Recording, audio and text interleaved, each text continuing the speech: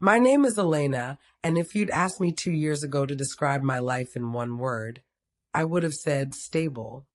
Not glamorous, not thrilling, but safe, steady, peaceful.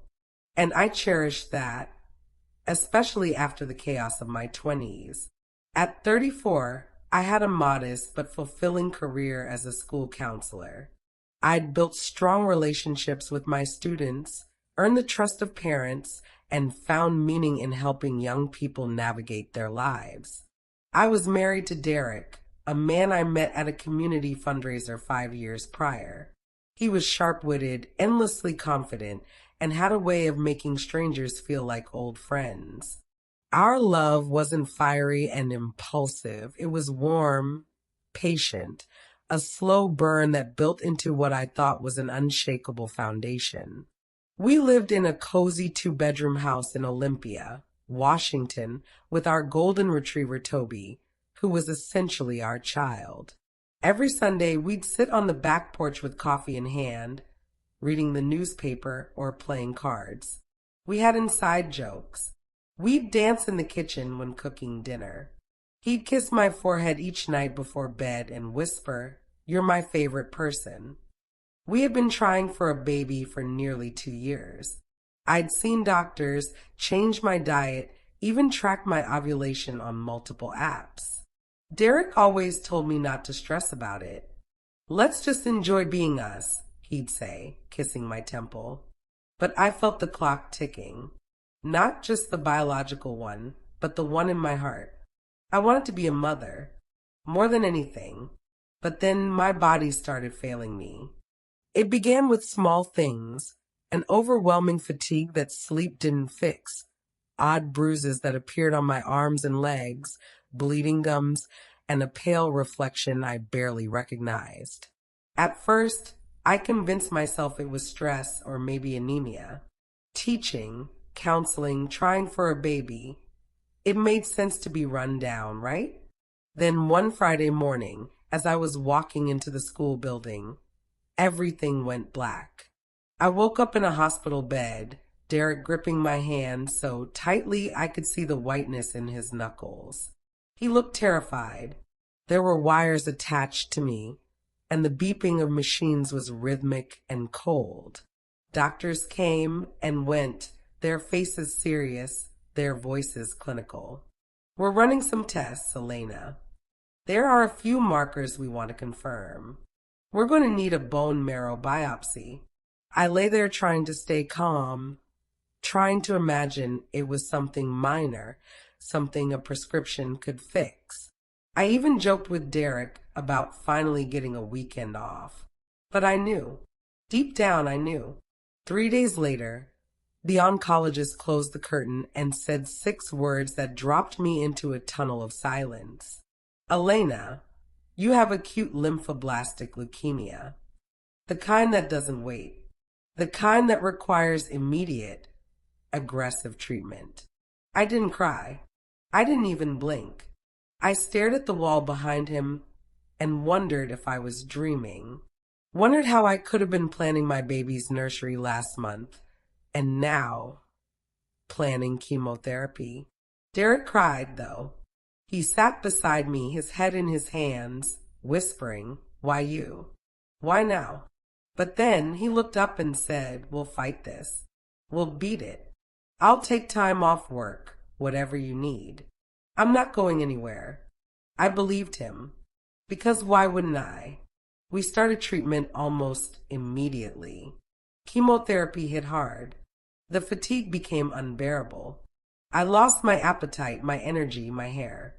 I began seeing myself as a ghost of the woman I once was. I needed help bathing some days. I slept through most afternoons.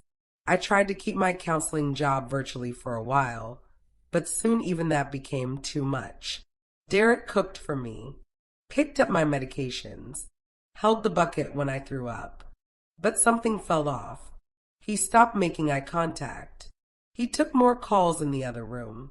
He said he was working late again, even though he told me he'd stepped away from major projects. He stopped holding me at night. I told myself he was just stressed. that watching me like this was taking a toll, that he didn't know how to process my illness.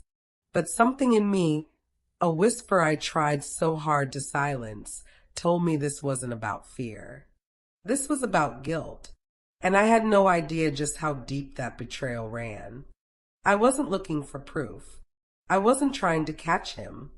I was just existing barely between hospital visits and nausea and pain so deep it rattled my bones.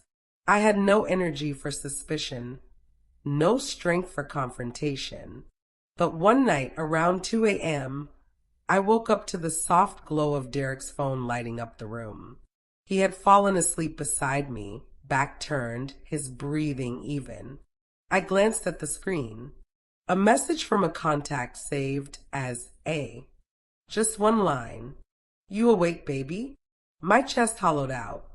At first, I tried to rationalize. A coworker? A cousin? But baby, at 2 a.m.? I didn't touch his phone. I didn't want to know, not really. I rolled over, closed my eyes, and told myself I was imagining things. But the seed was planted. The next day, while Derek was in the shower, his phone buzzed again. This time I picked it up. My hands were trembling. The message preview was from A again. "I miss your mouth." My whole body went cold. I opened the thread. There were dozens, no, hundreds of messages. Pictures, videos, her face, her body, his words, the things he said to her while I was throwing up in the next room. "I can't stop thinking about you. She's so weak lately, barely talks. I hate coming home to that hospital smell. I wish it were just us." I dropped the phone like it was fire. I sat there, shaking, heart pounding, while rising in my throat. This wasn't just cheating. This was cruelty. He was using my illness to bond with her, to justify it, to feel like a man again while I wasted away. And the worst part? I trusted him. With my body, my pain, my fear, my life. I didn't say anything that day, or the next. Instead, I watched. I started keeping notes, like I did when I used to track my students' behavioral changes. I watched his patterns, the times he left the house, the nights he came back smelling like expensive perfume, the mornings he had no explanation for his overnight absence. One night I asked casually, "Do you love me, Derek?" He blinked, hesitated, then forced a smile. "Of course I do." But his eyes betrayed him. That night, I opened a private folder on my laptop and titled it Operation Resurrection, because I wasn't going to be his fragile little secret anymore. I wasn't going to let him bury me alive. Avery, that was her name. I found her Instagram first. Derek had liked almost every photo. She was the opposite of me, bold, always on vacation, with captions like his peace and his problem. She had a private story for her close friends, and I suspected Derek was one of them.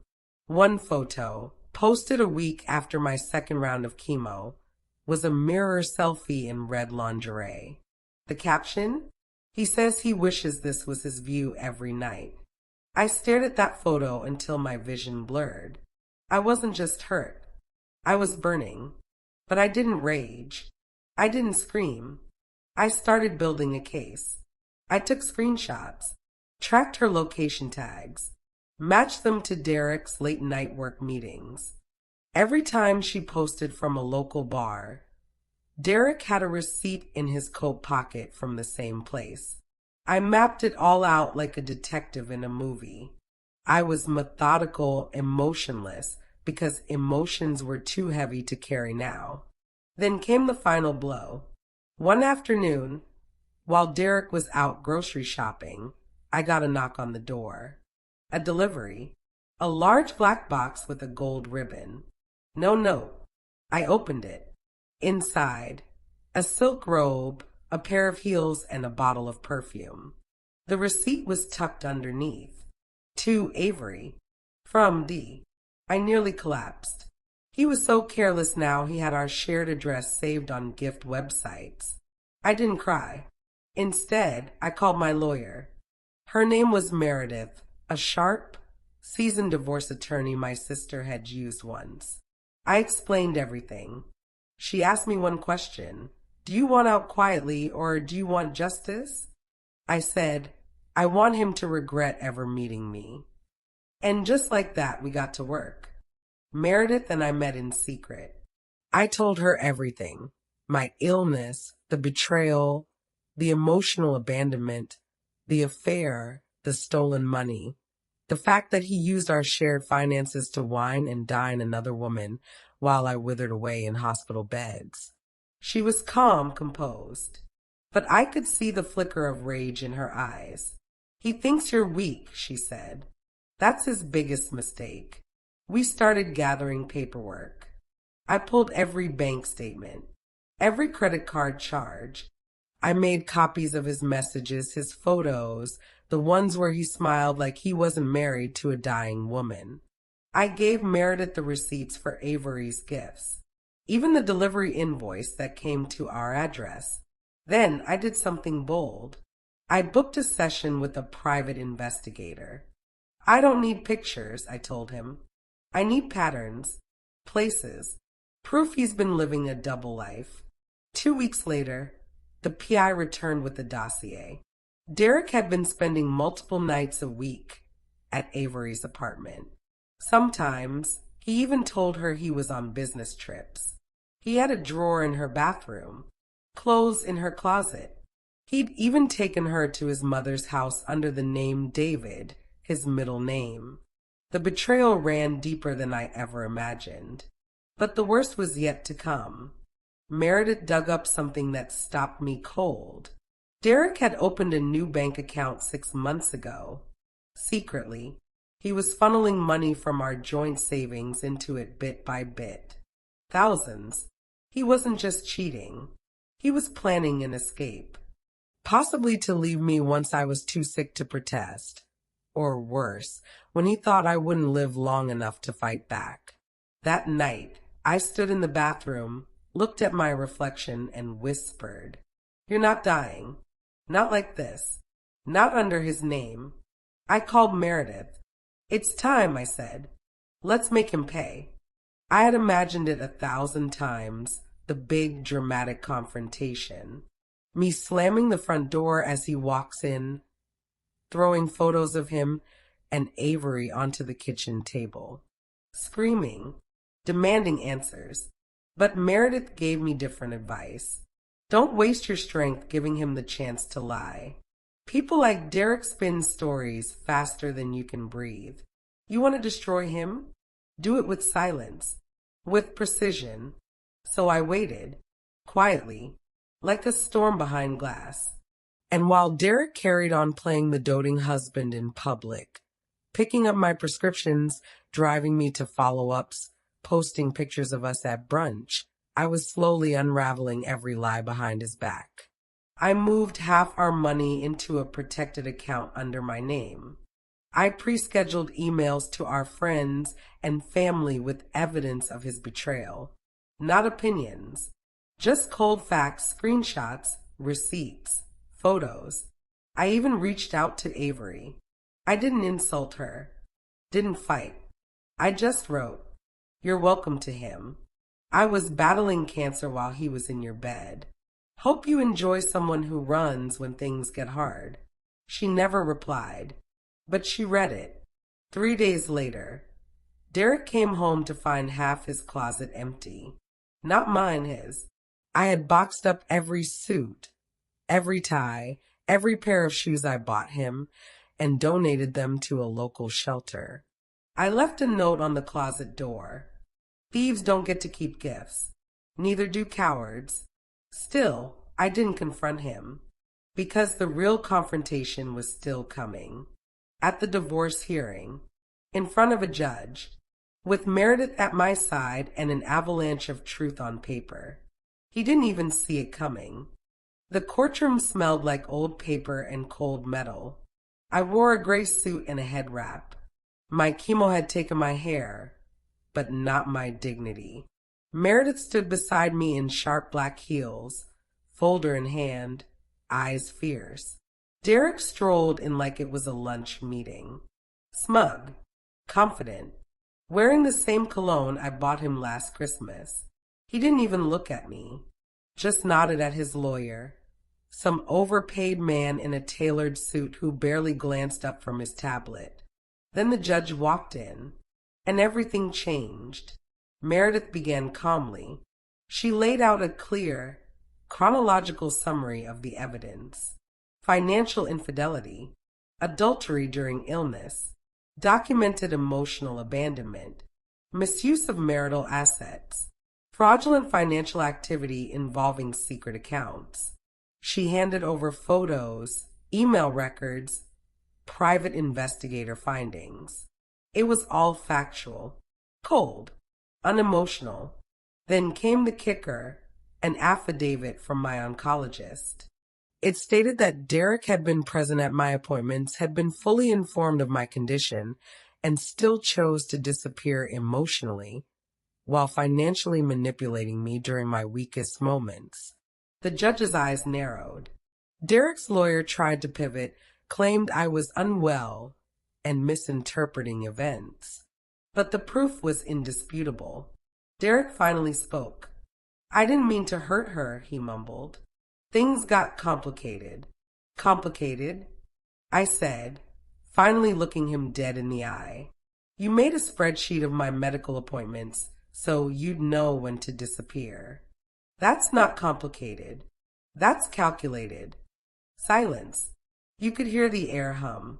The judge ruled in my favor. I got the house. Full control over the remaining assets. Legal restitution for emotional distress and misuse of funds. And the court's written acknowledgement of spousal misconduct. It wouldn't put my hair back on my head or erase the scars. But it gave me something far more powerful than closure. It gave me vindication. After the ruling, Derek left the courtroom without looking back, just like he used to leave me sitting alone at night, pretending to take work calls that were really whispers with her. But this time I didn't cry. I didn't feel broken. I felt done. I moved back into the house, my house, with a new sense of purpose. I started by clearing out everything that reminded me of him.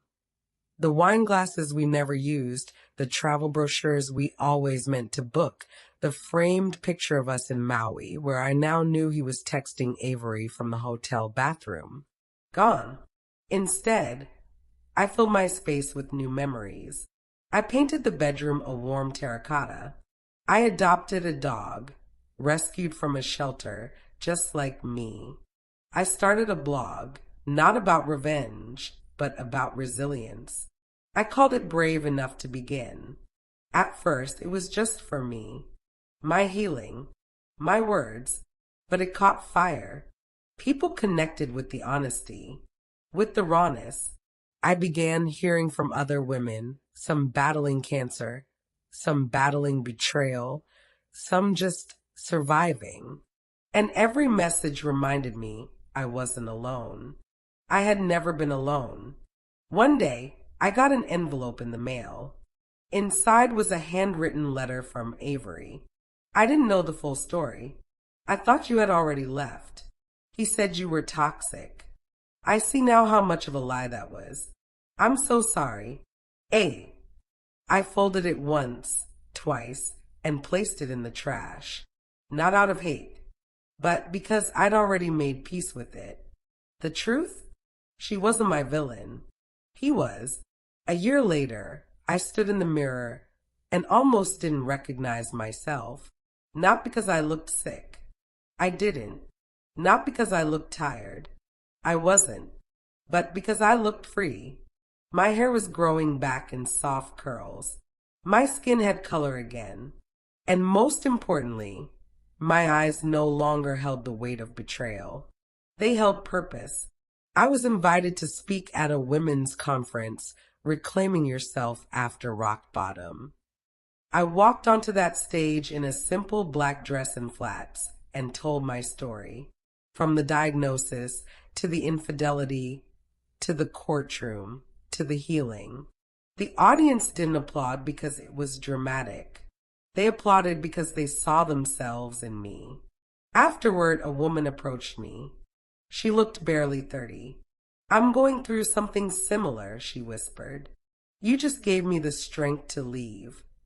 I hugged her, not like a speaker hugging a fan, but like a survivor hugging another warrior. That night, I went home, lit a candle, and opened my journal, the same one I had started writing in during chemo. I wrote one line. "He tried to break me when I was at my weakest, but I used the rubble to build something stronger." Later that week, I passed Derek on the street. He looked small, alone, gray. He tried to say something, but I just smiled, walked past him, and whispered to myself, "You don't get a reaction anymore." That's the price of betrayal. Thank you for listening to my story. If it resonated with you, please like, comment, and share. And don't forget to subscribe to Red Flag Diaries, where every story is a reminder that healing isn't just possible, it's powerful.